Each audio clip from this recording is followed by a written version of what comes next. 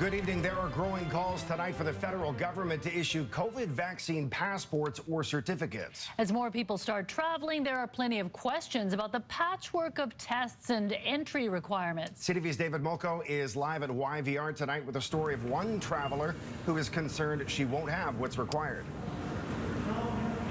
Well, especially for her mother, Tula Laragakis, who is in her 80s. You know, a lot of us have these handwritten certificates, and you can go online and download a PDF, an electronic version that looks like this. But what if you lose one and for some reason can't get the other?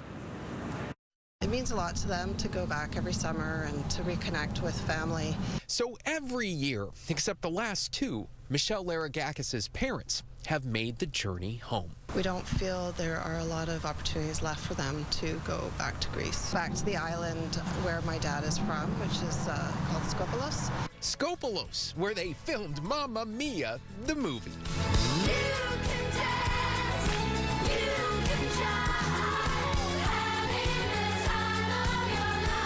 Though no one will be having the time of their lives if they can't get in. The Greek Ministry of Tourism requiring a negative COVID test or what it calls a vaccination certificate issued by a certified authority. Just to be clear, you're not sure that the cards, the handwritten cards that a lot of us have are going to work, are going to get you in.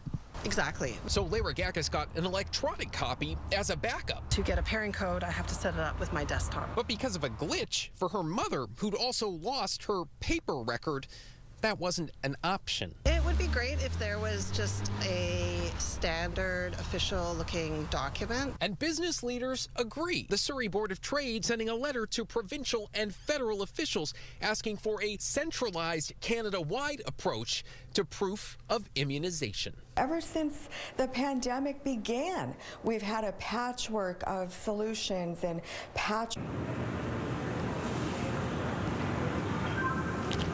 I've lost the signal. Again, the problem here is with the records. Tula Laragakis lost her card. Michelle Laragakis wasn't able to go into the app and retrieve it. So I'm happy to report, though, that since the story aired, and I think it cut off a few seconds early there for you, that Michelle Laragakis was able to reach out to Vancouver Coastal Health and get official copies of both her parents' records, at least official as they get right now. Mija. That is good news. So, David, what do you do if you're in the same situation, and what is Ottawa saying about vaccine passports? You know, as far as Ottawa goes, they're really not saying a lot, at least not to us and not tonight. Health Canada passed us to Immigration, Refugee and Citizenship Canada, which acknowledged our email but didn't respond. We've heard in the past from Federal Health Minister Patty Hajdu, who says they are open to the idea and they're working on it. The question is timing. Now, what do you do if you lose this, you can't log into this, or you're overseas, you need your record? It's kind of an emergency situation.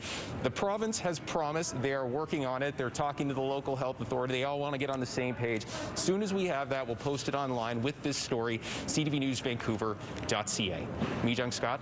All right, thanks very much, David.